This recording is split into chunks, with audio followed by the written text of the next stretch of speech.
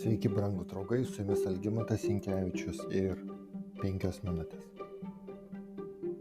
Kenazo sūnui Etnaeliui mirus, izraelitai vėl darė, kas nedora Viešpaties akyse. Kadangi jie darė, kas nedora Viešpaties akyse, Viešpats sustiprino Izraelio priešą, Moabo karalių Egloną. Kartu su amonitais ir amalekiečiais jis išėjo į žygį ir nugalėjęs Izraelį, užėmė Palmę miestą. Moabo karalius Eglonas valdė izraelitus 18 metų. Kai Izraelis vėl nusideda, Dievas sustiprino ir iškelia, jeigu taip galim pasakyti, iškelia naują engėją. Izraelis silpsta, o Moabas stiprėja prieš juos. Jei Dievo tauta nereaguoja ir mažesnės bėdos netlieka savo darbo, Dievas daleidžia didesnės bėdas. Bet izraelitai šaukėsi Viešpaties ir Viešpats pažadino jiems gelbėtoją Ehudą, Gero sūnų, Benjaminą, kairiarankį vyrą. Kai Izraelis vėl šaukėsi Dievo, Dievas pakelia Ehudą. Ehudas Benjaminietis buvo Geros Belo sūnaus, kuris buvo Benjamino pirmgimis, gimęs dar prieš Jokūbui persikraustinti į Egiptą sūnus. Pirmoje metraščių knygoje 8 skyriuje galime rasti pateiktą Benjamino giminės genealogiją, kur teigiama, kad Ehudo sūnus buvo Gebos gyventojų kilčių galva. Lietuviškame vertime yra parašyta, kad šis vyras buvo kairiarankis. Kai kurių komentatorių manoma, kad frazė apibūdina ne tiek trūkumą, kiek gali vienodai gerai naudoti kairę ir dešinę rankas. Septuaginta ir Vulgata pristato žmogų, kuris gali naudoti bet kurią ranką vienodai.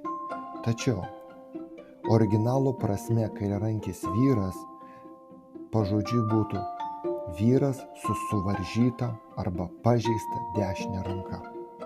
Būdamas teisėjų ir dieviškojo teisingumo įrankiu, Ehudas nužudė Moabo karalių Egloną ir taip įvykdė Dievo sprendimus prieš Dievo ir Izraelio priešą.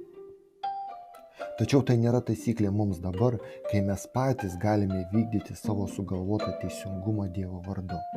Jeigu tai sakytume, tai būtų šventvagystė. Dabar tokie įgaliojimai mums nėra suteikiami. Toliau atkreipkime dėmesį į Ehudo žinią Eglonui. Kokios Dievo žinios išskyrus atpildo žinią gali tikėtis Dievo tautos engėjas? Tokia žinia yra Dievo žodyje. Dievo vaikai drąsiai tai skelbia, nebijodami nepasitenkinimo, priekaištų ir neatsižvelgdami nusidėjėlių asmenų užimamą padėtį. Perdodami tokią žinią, kokia yra žodyje, perspėjimą ir paguodą žinią, drąsiai skelbia Evangelijos slėpinį. Jie turi pranešti apie gailestingumą ir išganymą. Juk atpildo žinia priklauso tik tiems, kurie nepaiso dieviškos malonės pasiūlymų. Sekite paskui mane, sakė jis jiems, nes Viešpats atidavė jūsų priešus Moabitus jums į rankas. Taigi jie leidosi žemyn paskui jį, jie užmušė apie 10 000 Moabitų.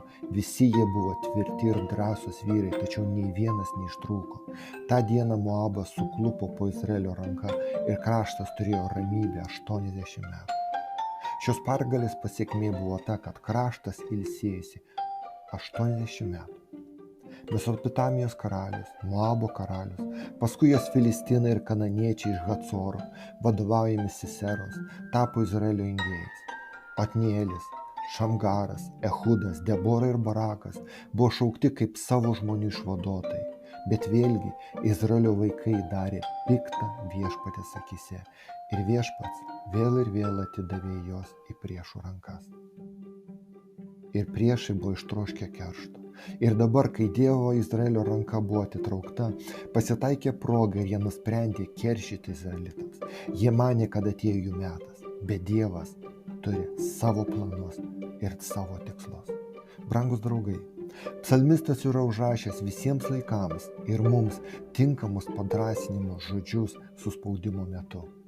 Viešpats mano uola, mano tvirtovė, mano gelbėtojas, mano Dievas, mano uola, kur randu pastogę, mano skydas ir mano išganimo jėga, mano pilis.